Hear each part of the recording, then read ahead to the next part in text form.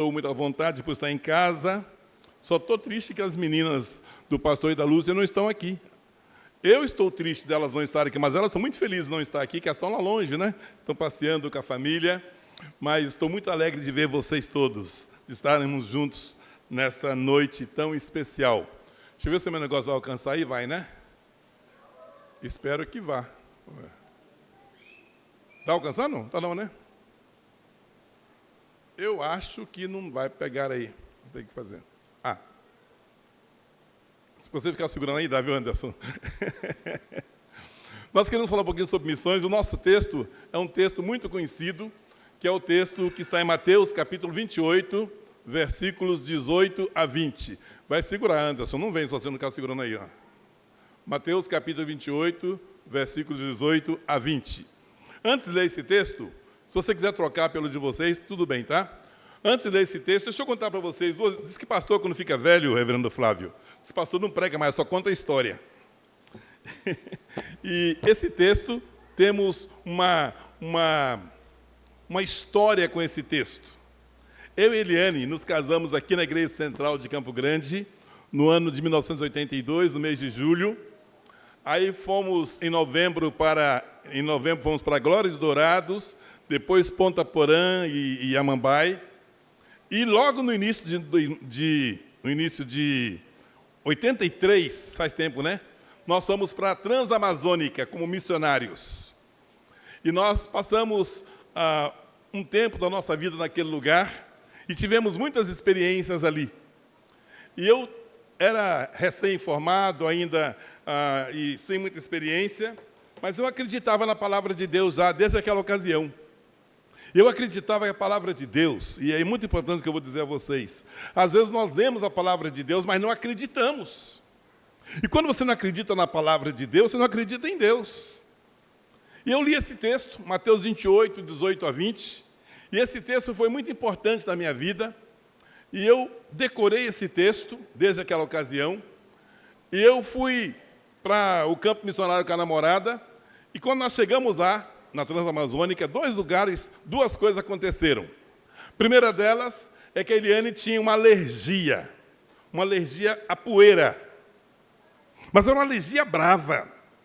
Ela, quando vinha a poeira, ela começava a espirrar, e espirrava tanto, saía sangue pelo nariz, e era uma coisa muito feia. E nós fomos parar bem num lugar chamado Pacajá, onde a gente pisava na terra, aquela poeirinha subia igual talco, assim, a perna fora da gente. E muita poeira. A Transamazônica ou era muita poeira ou muito barro. Então, quando vinha um caminhão era um desespero. Quando vinha uma caminhonete, e a Eliana espirrava. E nós estávamos hospedados do outro lado da ponte, fomos lá agora, 40 anos depois, fomos lá, está tudo asfaltado, está lindo. Mas naquela época, depois da ponte, tinha um lugar mais ou menos gramado, onde nós nos hospedávamos. E depois daquele dia de muito sofrimento, muita tristeza, muita decepção, nós chegamos em casa, na casa que estávamos hospedados, e nós fomos orar. Eu não sei se vocês sabem, mas orar de vez em quando faz muito bem. E nós oramos. E eu lembrei desse texto. Jesus fala assim: eis que estarei convosco todos os dias, até a consumação do século. E naquela noite, antes de orar, nós lemos esse texto. E eu disse para Deus: Senhor, o Senhor disse que estaria conosco. Foi o Senhor que nos enviou. Nós estamos aqui em Teu nome, Senhor. A obra é Tua. E, Senhor, o que eu quero orar nessa noite é o seguinte: ou o Senhor, não foi ultimato para Deus, não foi liberdade. Ou o Senhor cura a minha namorada desta alergia à poeira, ou nós vamos ter que ir embora do campo missionário, pegar a malinha e ir embora. E nós oramos e falamos amém. Quando a gente fala amém, assim seja, Senhor. Está entregue. Falamos amém e dormimos bem, gostoso. No dia seguinte, aliás, um detalhe, quando você ora e fica roendo a unha assim, ó, você não acreditou muito, não. Você tem que orar e acreditar e descansar. E naquela noite nós dormimos, no dia seguinte saímos do campo missionário de novo, para evangelizar. Eu, a namorada, eu pegava na mão direita, segurava na mão dela, e ela na outra mão levava o material para contar histórias e tudo, e eu levava o violão. Então, nós só tínhamos duas mãos naquela ocasião, né? Então, a gente usava as duas mãos e íamos para o campo. De repente, vê um caminhão lá, e aquela nuvem de poeira. Aquele caminhão vem, aquela poeira, e a poeira vem e toma conta. Tudo. Aliás, foi o único lugar que eu fiquei louro na minha vida, foi lá, viu? Tanta poeira, fiquei lourinho. Mas aí, aquela poeira enorme, e aí andamos. Veio um caminhão, veio carro pequeno, caminhonete, carro de boi, ônibus, um monte de... E quando chegou ao final do dia, nós vamos para casa. E eu olhei para ele, ué, cadê o espirro? O espirro sumiu, sem tomar Doril, sumiu. E aí nós acreditamos que, de fato, quando Deus envia, Deus faz a coisa acontecer. A outra historinha, antes de ler o texto, depois eu não vou contar mais história, tá? Mas a outra historinha, nós estávamos lá num lugar lá para começar o trabalho, nenhuma casa quis aceitar a gente, a única casa que aceitou foi a casa da dona, que eu não sei o nome mais, e ela disse, pastor, pode fazer, mas aqui em frente à casa tem um terreiro de macumba. E eles fazem toda noite, pau quebra lá. Eu falei, tá bom, se é o único lugar, vamos fazer aqui mesmo. Fizemos. Só que na hora que nós íamos começar, começou a chegar também o pessoal da macumba lá. E o pastor Jeremias falou uma coisa muito interessante. Se macumba fosse bom, não chamava macumba, chamava boa cumba. Né? Então não presta macumba. E aí eu disse, Deus, a Eliana começou a cantar com as crianças, eu disse, Deus, nós vamos fazer aqui um trabalho, e esse trabalho vamos fazer para o Senhor. E se é para o Senhor, tem um outro ali que não é para o Senhor. O Senhor é que sabe. Se o Senhor quiser que o seu seja feito, não deixa aquilo outro acontecer. Em nome de Jesus, amém. Era assim as orações, viu? Sem enrolar. Não adianta ficar bajulando, paparicando. Deus sabe que a gente precisa, tem que falar. Quando eu vou orar para a comida, eu falo, Deus, obrigado pela comida, em nome de Jesus, amém. Se eu vou orar para doente, Deus, a gente tem que ser objetivo. E aí, meus irmãos, a Eliane começou a contar a história, os aprendizes de feiticeiros chegaram todos, mas naquela noite, Deus fez cair sobre eles uma vergonha. Eu não sei se é vergonha, se era raiva, eu não sei o que é que aconteceu. Sei que todos eles entravam na casa e saíam, desde o mais velho até todos os aprendizes, todos saíram e, segundo a lenda, eles ficaram por ali, lá na esquina de baixo, mas eles não atrapalharam o nosso culto. E nós fizemos o culto para o Senhor. Se tem um texto da Bíblia que me marca, é esse. Vamos ler juntos? Eu acho que eu não estou conseguindo. Passou? Voltar? Voltar. Isso. Mas não dá para ler, né? Abra sua Bíblia, Mateus 28, 18 a 20. Mateus 28, 18 a 20. Ah, dá sim. Vamos ler juntos? Mateus 28, 18 a 20. Jesus, aproximando-se, falou-lhes, dizendo, toda autoridade me foi dada no céu e na terra. Ide, portanto, fazei discípulos de todas as nações, batizando-os em nome do Pai e do Filho e do Espírito Santo, ensinando-os a guardar todas as coisas que vos tenho ordenado, e eis que estou convosco todos os dias até a consumação dos séculos. Tem texto na Bíblia, meus irmãos, que não se aplica para todos os crentes. Tem texto na Bíblia que preguiçoso não pode dizer que é meu, que é para mim. Esse texto, por exemplo, é uma promessa para aqueles que evangelizam, para aqueles que servem, para aqueles que trabalham. Esse texto é uma promessa para aqueles que se envolvem com o reino de Deus. Essa promessa, eis que estarei convosco todos os dias, é para aqueles que saem para o trabalho, é para aqueles que evangelizam, é para aqueles que têm compromisso. Eis que estarei convosco. Esse texto, meus irmãos, foi dito por Jesus entre dois momentos especiais, a ressurreição e a ascensão. Esse texto foi o último texto dito por Jesus, foi a última ordem dada por Jesus antes de partir ao céu. Portanto, era questão de vida ou morte. Jesus disse para os seus discípulos, saiam pelo mundo e façam discípulos sem economizar. Façam discípulos de todas as nações. E não façam a coisa pela metade, não. Façam discípulos e batize-os. E os ensine a guardar todas as coisas e os batize para que eles possam fazer novos discípulos. Então a missão da igreja, o senhor está certo, reverendo, a missão da igreja é evangelizar. A missão da igreja é levar a palavra de Cristo, o evangelho de Cristo a todas as nações.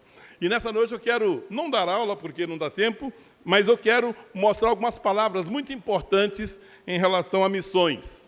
Eu quero que vocês fiquem atentos comigo, porque nós vamos aprender juntos algumas coisas relacionadas à missão. Em primeiro lugar, nós vamos aprender algumas palavras que são muito importantes para nós na obra missionária. Qual é a origem de missões? Abra sua Bíblia em Gênesis capítulo 3, versículo 9. Gênesis capítulo 3, versículo 9. E nós vamos olhar a origem de missões. Na verdade, antes disso, a origem de missões é no coração do Pai. Deus é um Deus missionário. Mas, no tempo, esse texto aqui é um texto que mostra muito bem para nós quando começou missões no tempo. Vamos ver juntos? Gênesis capítulo 3, versículo 9. Vamos juntos? E chamou o Senhor Deus ao homem e lhe perguntou: onde estás? Missões trata-se de um Deus que procura gente, um Deus que procura pessoas, um Deus que quer alcançar vidas, um Deus que se importa, um Deus que, mesmo o homem estando escondido nas moitas da vida, Deus vai atrás. Missões é quando a igreja vai atrás do pecador, não quando espera que o pecador venha aqui. E alguns pecadores vêm aqui, mas o papel da igreja é ir até eles também. O papel do discípulo é procurar e fazer outro discípulo. E é muito importante olhar esta primeira referência de origem de missões. Gênesis capítulo 12, para frente um pouquinho aí. Gênesis capítulo 12, versículos de 1 a 3. Deus resolveu estabelecer um povo. Gênesis 12, nós temos a primeira missão transcultural. Eu vou falar sobre isso daqui a pouco, o que é transcultural, tá? Mas aqui em Gênesis 12, versículos 1 a 3, nós temos a base de missões transculturais. E os meninos da Jocum sabem muito bem disso, a missionária Andréia sabe muito bem disso, que quando a gente é chamado para missões, a primeira coisa que a gente perde, mas ganha, tá? É o conforto da casa da gente. É as coisas cômodas que nós temos. A gente abre mão disso. E aqui está a base disso. Gênesis 12, 1 a 3. Vamos juntos? Ora, disse o Senhor a Abrão: sai da tua terra, da tua parentela e da casa de teu pai, e vai para a terra que te mostrarei. De ti farei uma grande nação, e te abençoarei, e te engrandecerei o nome. Sê tu uma bênção. Abençoarei os que te abençoarem, e amaldiçoarei os que te amaldiçoarem. Em ti serão benditas todas as famílias da terra. Quando a igreja entende que Deus é o Deus que envia, Deus envia para que a gente seja bênção. Existem muitos povos que não estão ainda sendo alcançados. O papel da igreja é enviar, o papel da igreja é orar, o papel da igreja é contribuir, o papel da igreja é evangelizar, o papel da igreja é se importar. E quando a igreja se importa, quem faz a conversão é Deus. Vamos continuar a nossa caminhada bíblica aqui. Agora Êxodo capítulo 19, versículos 5 e 6. Êxodo 19, 5 e 6. Deus formou uma nação para ele, e essa nação que Deus formou para ele tinha uma missão. A missão dessa nação está em Êxodo 19, 5 e 6. Acharam aí? Vamos ver? Agora, pois, se diligentemente ouvirdes a minha voz e guardardes a minha aliança, então sereis a minha propriedade peculiar dentre todos os povos, porque toda a terra é minha. Vós me sereis reino de sacerdotes e nação santa. São estas as palavras que falarás aos filhos de Israel. O Deus que chama é o Deus que diz assim: olha, eu tenho um povo, o meu povo vai sair por aí abençoando os outros povos. Então saibam, irmãos, membros dessa igreja, vocês estão aqui no bairro Nova Lima, em Campo Grande, mas é a partir do Nova Lima, em Campo Grande, que Deus quer abençoar nações inteiras através dessa igreja. Igreja que acredita na obra de Deus e em missões é uma igreja abençoada. Há um exemplo aqui no estado de São Paulo, e eu fui visitar essa igreja, uma igrejinha lá no lugar chamado... o nome fugiu agora, daqui a pouco eu lembro. Lá no alto do morro, em Tietê, uma igreja de Cruz das Almas. Cruz das Almas. E essa igreja, lá em Cruz das Almas, a igreja é pequenininha. Sabe quantos membros tinham? 21 membros. E sabe o que é que eles faziam? Eles pagavam o pastor deles, com esses 21 membros, pagavam o pastor deles, pagavam as despesas da igreja e sustentavam integralmente um missionário para nós, na Junta de Missões Nacionais. Uma igreja pequenininha, na roça, mas que entendia o mandato de Deus. Quando a igreja é missionária, irmãos, milagres acontecem. Fui pastor de uma igreja lá em Ariquemes, em Rondônia, uma igreja, Deus abençoe que a igreja foi crescendo, mas nós chegamos a ter 7 missionários que se tornaram seminaristas e que hoje são pastores por aí. E a igreja ajudou a sustentar todos eles. E nunca faltou. Pelo contrário, quanto mais a igreja se envolve com missões, mais Deus abençoa a igreja. Quanto mais a igreja evangeliza, mais o reino de Deus cresce e a igreja é abençoada com isso. Então, o que eu quero nessa noite é dizer a vocês, vocês foram plantados aqui, já fazem 42 anos, para serem bênção para esta região. Esta igreja precisa ser referência para a região de Nova Lima, referência para Campo Grande, referência para o Estado, referência para o Brasil. É assim que Deus quer. Aliás, próximo texto nós vamos ler isso também, vamos ver isso. Vamos continuar. Para entendermos missões, temos que entender 2 coisas importantes. Quando falamos em missões, nós falamos no aspecto cultural. Missões no aspecto cultural. O que é cultural? É quando nós estamos no nosso contexto. Por exemplo, aqui nós falamos todos português. Uns falam melhor, outros falam pior, né? Mas todos falamos português. Nós temos hábitos e costumes iguais. Todos nós vestimos roupa. Todos nós somos... Agora, quando a pessoa está aqui, então, está no seu ambiente cultural. Mas tem alguns missionários que saem para o que nós chamamos de transcultural. E a palavra trans é uma cultura além da sua. Além daquilo que ele conhece. Então, o missionário transcultural tem que aprender uma nova língua, tem que aprender novos hábitos, novos costumes, né? E a transcultural, até no Brasil. Esses dias eu e a Eliane estávamos lembrando, num determinado campo que nós somos, a Eliane chegou lá, falando assim, eu deixei para trás 2 xodozinhos. 2 xodós. E ela falava isso constantemente, até que um dia um dos líderes da igreja veio, pastor, naquela época nem era pastor, mas chamava assim mesmo, sua mulher fez coisa errada na vida. Falei, a minha santa mulher? Fez não, tadinha. Fez, pastor. O que ela fez? Ué, ela está falando por aí, o povo está falando dela. Que ela disse que deixou para trás 2 xodós. 2 xodozinhos. E ela estava falando dos gêmeos, sobrinhos dela, que ela cuidava. Eram xodozinhos. Mas lá no norte, xodó é amante. Né? Xodó é amante. Então, se ela deixou, em vez de 1, 2... Então, realmente, já era um problema. Então, a questão transcultural, às vezes você não fala a língua do povo. Fui pregar sobre Jonas, lá no lugar chamado Aruanã. E eu fui pregar animado sobre Jonas, eu preguei. Todo mundo ficou me olhando com cara de coruja, ninguém entendeu nada. Eu disse, o que aconteceu? O presbítero chamava Zé Dentista, me chamou assim, pastor, o senhor falou, mas não comunicou. Eu, como eu falei grego, hebraico? Não, pastor, o senhor não falou a língua do povo. Se o senhor tivesse falado, por exemplo, que o mar é muito maior que o rio Xingu, eles teriam caído do queixo. Para eles, a coisa maior do mundo é o rio Xingu. O senhor não falou do rio Xingu, pastor. Se o senhor tivesse falado, tinha ganho o povo. O que mais que eu errei no chamão de Jonas?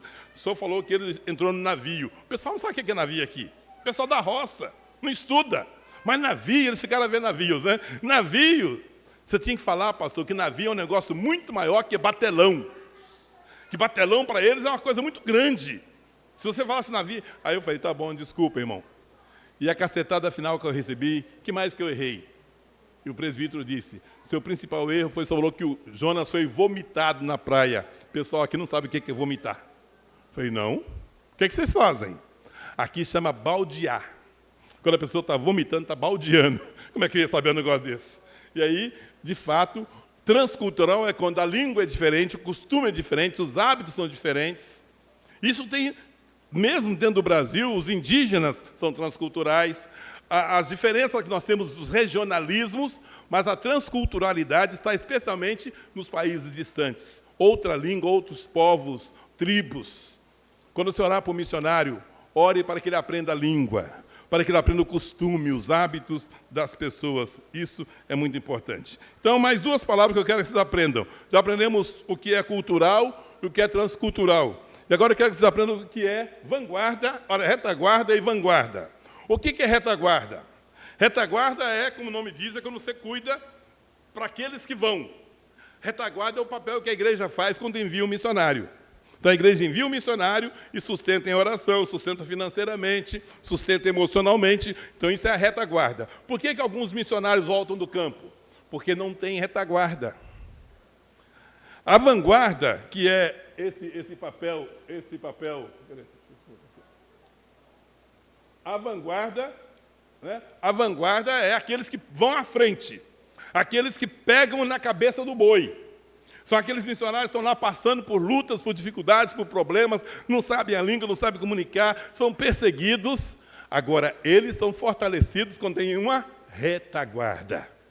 Eu louvo a Deus, porque Deus tem me dado a bênção de ter na retaguarda uma mulher de oração. Eu sei que tem muitos outros, tá? Mas eu tenho uma mulher de oração que está internada, por sinal, hoje, chama Dona Noélia. Ela ora por mim todo santo dia.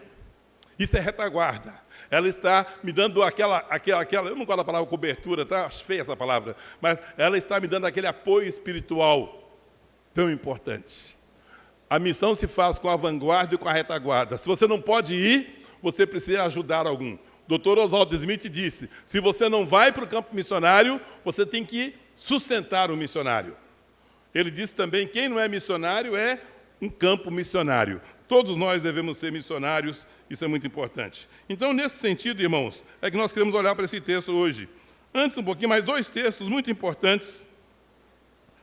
Marcos, capítulo 16, versículo 15. Quem sabe de cor? Marcos 16, 15, sabe de cor, né? Marcos 16, 15.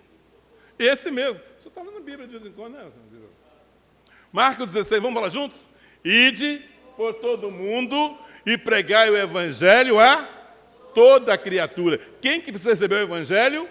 Toda criatura. A ordem é ir, a ordem é pregar, a ordem é alcançar todos.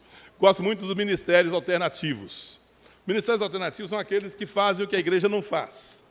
E, nesse sentido, muitos de nós têm preconceito com ministérios alternativos. Mas, por exemplo, quando que uma pessoa vai fazer teatro, pintar a cara, fazer teatro no meio da rua? Muitos de nós não fazemos isso. Os meninos da Jocum fazem, por exemplo.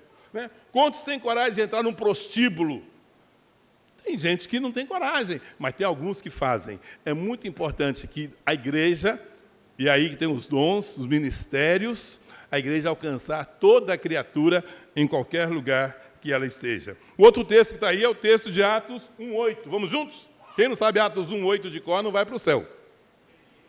Mas recebereis poder... Você treinou bem seu marido, viu? Parabéns. Mas recebereis poder ao descer sobre vós o Espírito Santo e sereis minhas testemunhas, tanto em Jerusalém, como em toda a Judéia e Samaria e até os confins da terra. Meus irmãos, eu não tenho tempo para falar desse texto hoje, já falei que um dia, receber poder para ser testemunha, para levar o evangelho até os confins da terra.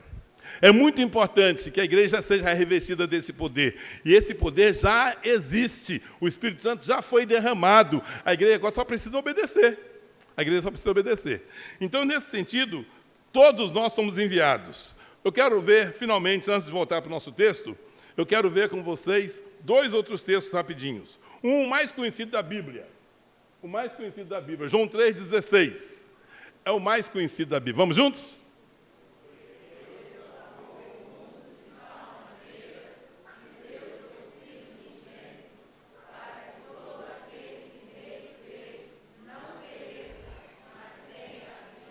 Vocês sabem qual é a raiz da palavra missionário? Não tem a palavra missionário na Bíblia. Mas é a mesma raiz da palavra apóstolo. Missionário é aquele que é enviado. Enviado. E esse texto, de João 3,16, fala do primeiro missionário que foi enviado, Jesus Cristo. Deus amou o mundo e Deus deu o seu Filho. Então, essa entrega de Deus ao mundo foi para que Jesus fosse. O Dr. David Livingstone, missionário, médico missionário à Índia. E ele foi um homem que dedicou toda a sua vida. E ele disse assim: Deus tem um único filho e fez dele um missionário. Então, o primeiro enviado é Jesus. Agora, olha o segundo texto, uma coisa fantástica. Este enviado, que é Jesus, o que ele faz conosco? Ele nos envia também. Vamos ver João 17, versículo 18. Evangelho de João, abre aí. Evangelho de João, capítulo 17, versículo 18. Jesus, ele é o primeiro missionário enviado por Deus ao mundo. E agora, o que ele faz conosco? Ele também nos envia. Vamos lá? Como? Acharam? João, capítulo 17, versículo 18. Vamos lá? Como o Pai...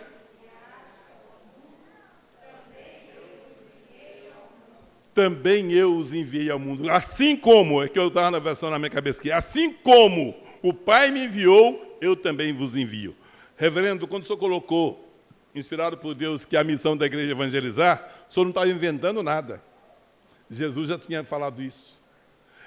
Há muito tempo, e desde sempre, o papel da igreja é ir. Nós somos missionários, irmãos. Nós somos enviados. Nós somos enviados a pregar, somos enviados a testemunhar, somos enviados a discipular. Nós somos enviados. Muitos de nós fingem que não sabem disso, mas todos são enviados. Quem não é enviado é porque ainda precisa ser evangelizado, precisa ser discipulado. O papel da igreja é exatamente isso, é evangelizar. Então agora nós podemos ir para o nosso texto básico. Vamos lá? Mateus 28, 18 a 20. Quero destacar apenas 3 palavrinhas só que eu aprendi de cor nesse texto. Lembra desse cântico? 3 palavrinhas só eu aprendi de cor? Nosso texto é o texto de Mateus 28, 18 a 20. A primeira palavra desse texto é Jesus aproximando-se. O que é aproximar-se? É chegar perto. O que é isso? É relacionamento. É a primeira palavra para você fazer missões, você precisa ter intimidade com o Senhor. Você precisa ter intimidade com o Senhor. Meus irmãos, sabe por que o crente não evangeliza? Porque não tem intimidade. Porque não ora. Um crente que não ora, que não lê a Bíblia, nunca vai entender a necessidade de evangelizar. Porque a primeira coisa, quando alguém se dispõe a evangelizar, é a intimidade. Antes de você sair ao campo, antes de você dar a cara ao mundo, você precisa se apresentar diante do Pai. Você precisa ter um relacionamento com Deus. Então, a primeira coisa que temos que resgatar quando a igreja vai evangelizar, pastor, é a igreja aprender, ou voltar a fazer, ou continuar fazendo o que já fazem, orar, ler a Bíblia. É a primeira coisa. Buscar do Senhor intimidade. Você precisa ler a Bíblia todos os dias. E essa condição vai dar a você a condição de evangelizar. Crente que não evangeliza é crente frio, que não conhece a Bíblia, que não tem relacionamento com o Senhor.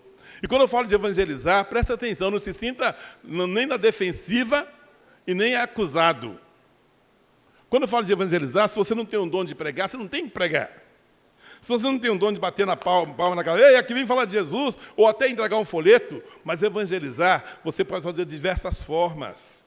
Você pode fazer isso quando você ora por alguém, e a primeira oportunidade é dar um abraço. Talvez você não saiba evangelizar, mas dá um abraço a essa pessoa. Eu orei por você. Lá em Rondônia, um rapaz se converteu, um dos nossos frutos lá. O rapaz se converteu de uma forma inusitada. A irmã dele ia para a igreja, ele não ia. Um dia a irmã dele insistiu e ele foi para a igreja. Ele era um baixotinho assim, desse tamanhozinho, ruivinho, parecendo Davi. E ele foi para a igreja, muito assustado, nunca tinha entrado na igreja evangélica. E o pastor de lá era um negão na época, bem magrinho, não tinha essa barriga toda, um negão assim. E ele pequenininho, quando ele chegou na porta assim, eu não sei por que cargas d'água, eu nunca tinha evangelizado ninguém daquele jeito. Mas eu dei-lhe um tapa nas costas. E disse, não some não, viu, cara? Ele me olhou assim, assustado, meio bravo, mas ele olhou do meu tamanho e eu fui para casa. E chegou em casa e falou, mãe, o pastor lá, um negão, me deu um tapa no ombro e disse para eu não sumir não. E ele ficou com meia raiva. Foi dormir pensando naquilo, não some não. E aí ele dormiu e isso era no sábado. Aí no domingo de manhã, quem estava lá? o Beto. E ele disse, o senhor falou para eu não sumir, não? Eu não vou sumir, não, estou aqui. À noite, domingo, e quem estava lá? O Beto. Na quarta-feira, estudo bíblico, quem estava lá? O Beto. Na sexta-feira, quem estava lá? O Beto. O Beto hoje é pastor. Já faz muitos anos que ele é pastor. Irmãos, para com essa história da desculpa não sei evangelizar. Eu nem sabia que eu estava evangelizando. Dar tapa na cara dos outros. Na cara não, no ombro dos outros não é uma boa forma de evangelizar. Mas tem, sei lá, Deus vai usar você, deixa Deus te usar. Eu já evangelizei pessoa com um abraço. Sabe? Pessoa que estava lá perdida e simplesmente eu dei um abraço. Um abraço, não falei nada, só abracei.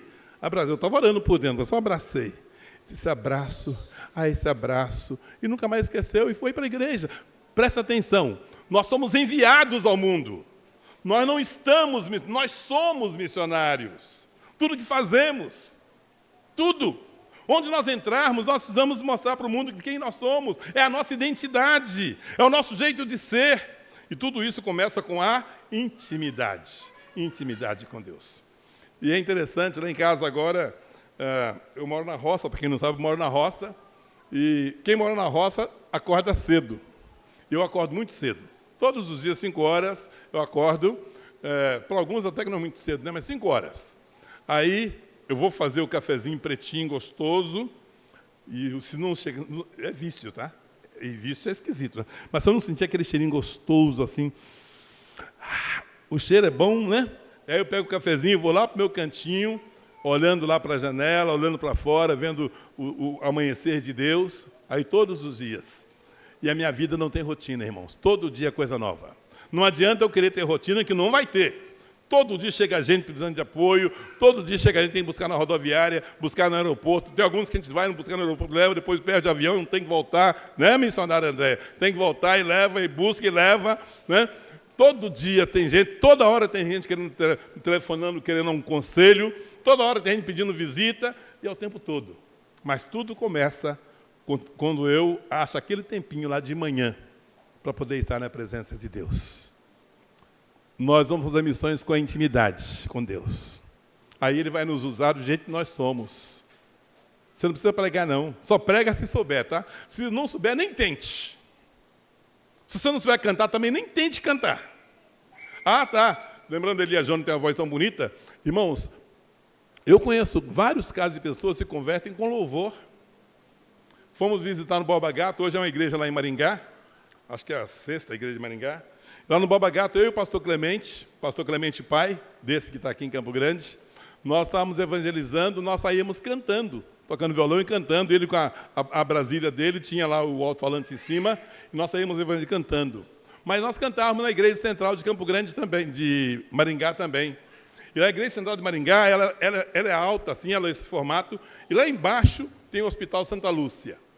E nós saímos cantando lá no Borba Gato, paramos numa casa, e a mulher disse, eu já sou da igreja de vocês. Eu falei, como é que é isso?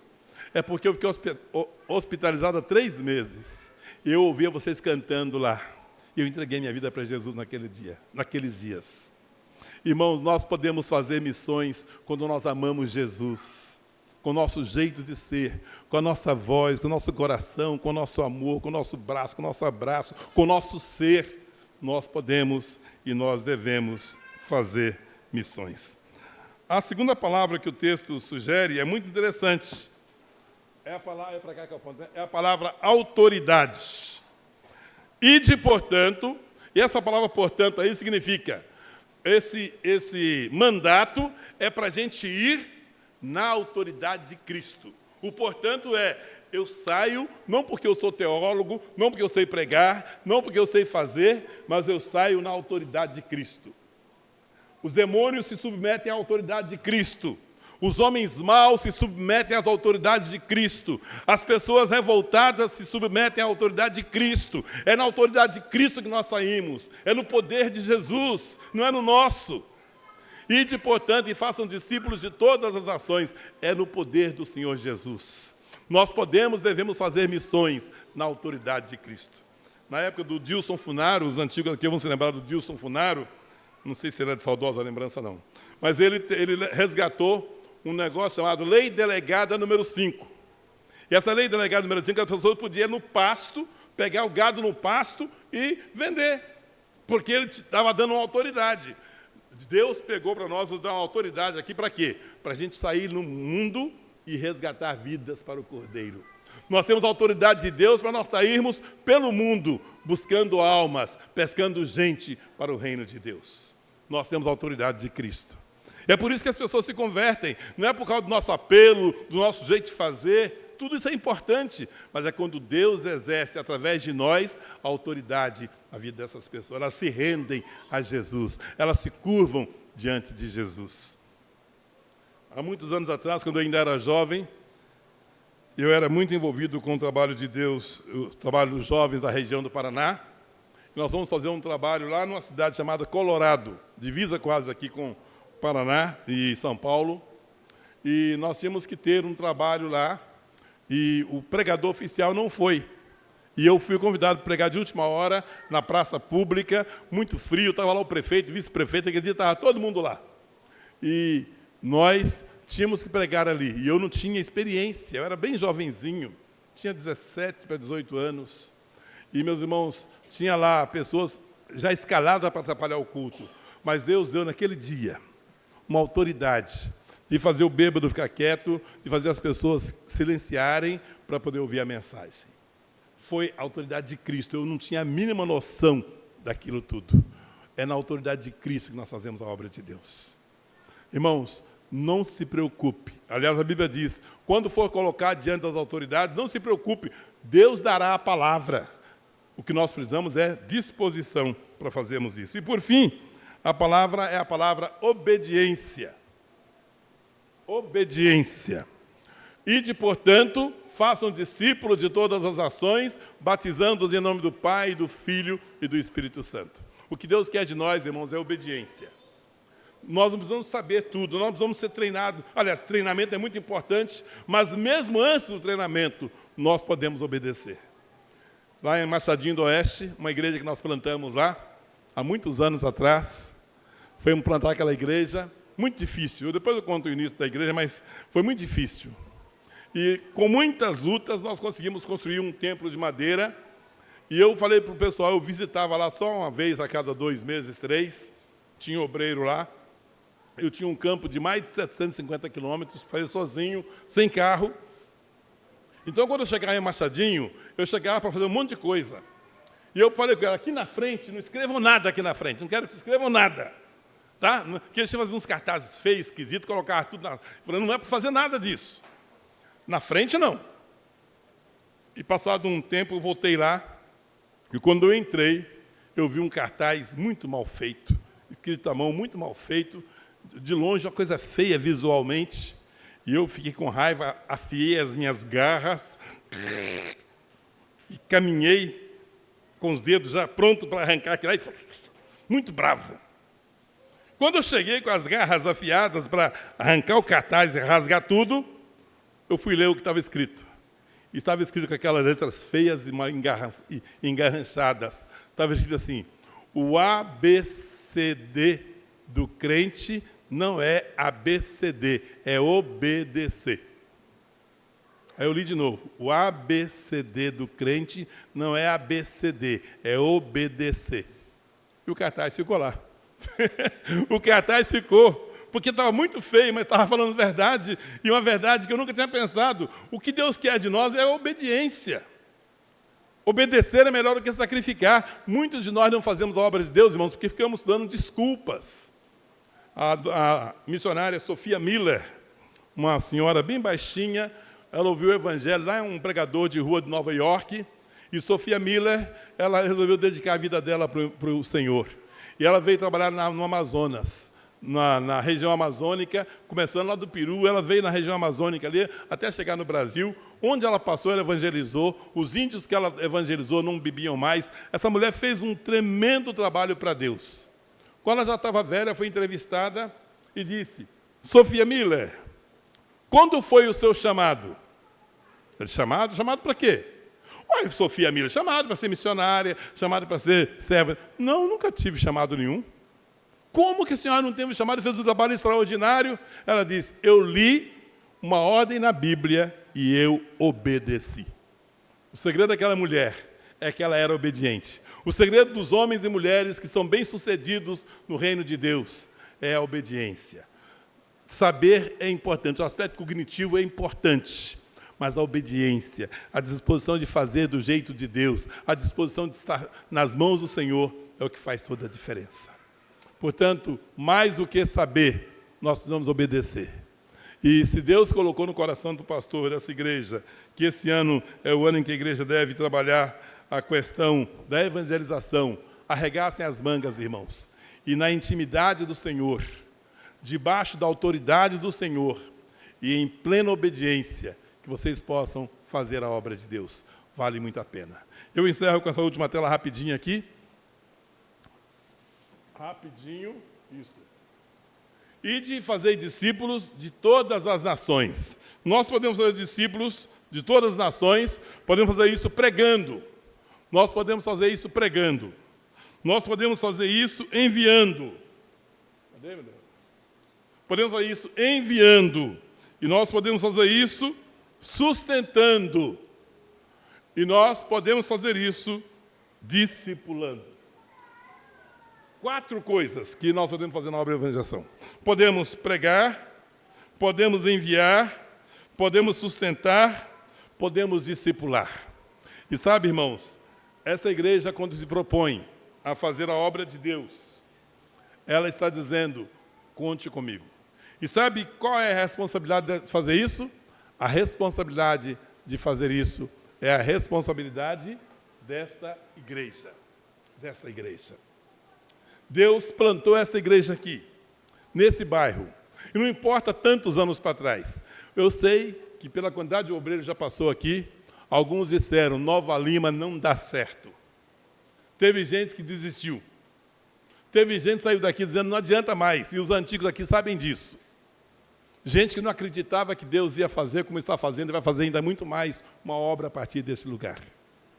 E nesses 42 anos, irmãos, que vocês preguem o Evangelho, que vocês enviem pessoas, que vocês sustentem, não só com dízimos, mas com oferta, que vocês façam discípulos, para que esta igreja, plantada aqui para a glória de Deus, possa alcançar todas as almas pelas quais o Senhor Jesus morreu e que está sob a jurisdição desta igreja. Há almas muito preciosas pelas quais o Cordeiro morreu, que serão alcançadas não por outras pessoas, mas por vocês. Que Deus os abençoe. Abaixe sua cabeça, vamos orar.